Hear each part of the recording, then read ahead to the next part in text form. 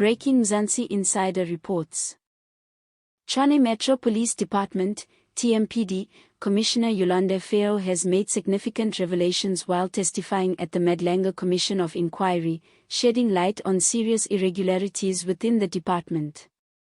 Under oath, Faro admitted that security companies responsible for protecting key infrastructure such as reservoirs and substations were never properly vetted, raising concerns about both safety and governance. She further revealed that in a single month, 37 unauthorized ad hoc guard deployments were made without any approval from the Budget Committee. This lack of oversight points to possible misuse of funds and a breakdown in internal controls within the TMPD. Faro told the Commission that she only became aware of the alleged siphoning of money and criminal activities within her department through the inquiry itself. This suggests that critical information may have been concealed from senior leadership, allowing questionable practices to continue unchecked. Her testimony links to earlier evidence given by Sergeant Fanny Nkosi, who has since been arrested. Nkosi stated that TMPD Deputy Commissioner Umeshod Dlamini sent him a WhatsApp list of 7 companies allegedly connected to EFF leader Julius Malema. The list was reportedly forwarded to Tshwane CFO Gareth Naisai, who was overseeing the R2.9 billion security tender. One company, Gubis 85 Solutions, reportedly received the largest share of the ad hoc allocations, securing 37 sites and earning R59 million. These developments have raised concerns about possible political influence in the awarding of contracts. Faro also described facing backlash after she shut down the ad hoc security services on March 12, 2025. She said an anonymous WhatsApp smear campaign was launched against her shortly afterward, spreading false claims about her qualifications and alleging she received a R450,000 voucher.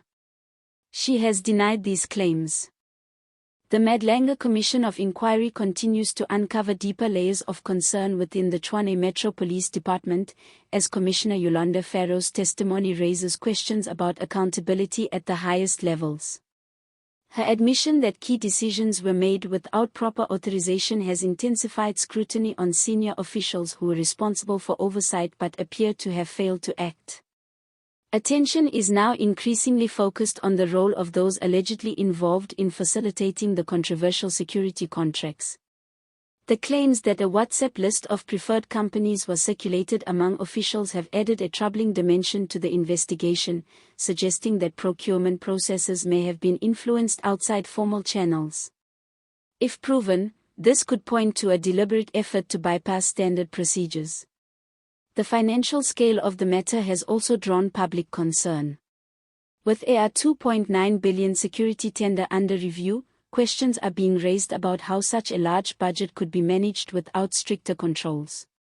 The concentration of ad hoc allocations to a single company, Gubis 85 Solutions, has further fueled suspicions about fairness and transparency in the system. Faro's account of the alleged smear campaign against her has also become a focal point. The timing of the anonymous messages, which emerged shortly after she halted the ad hoc deployments, suggests the possibility of internal resistance to reform.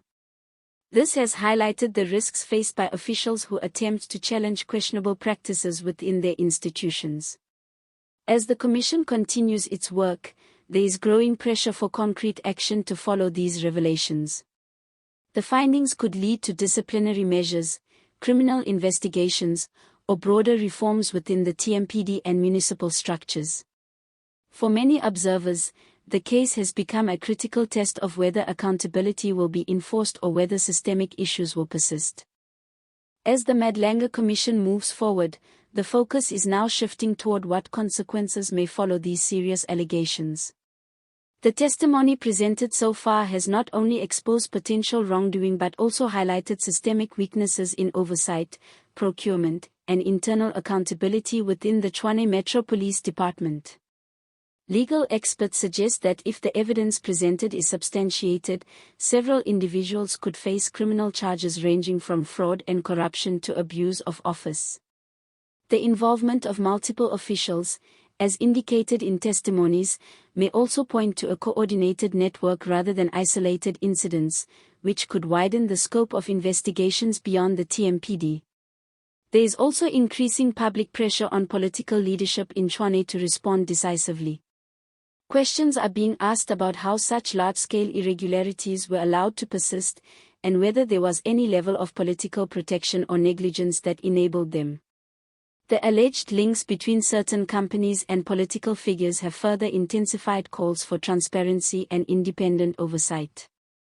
At the administrative level, the Commission's findings could lead to major reforms in how municipal tenders are handled. This may include stricter vetting processes, improved financial controls, and clearer accountability structures to prevent similar situations in the future. The credibility of public institutions now rests heavily on whether meaningful changes will be implemented. Ultimately, the outcome of the Madlanga Commission will be closely watched as a measure of South Africa's commitment to fighting corruption. For many citizens, this case represents more than just a local government scandal.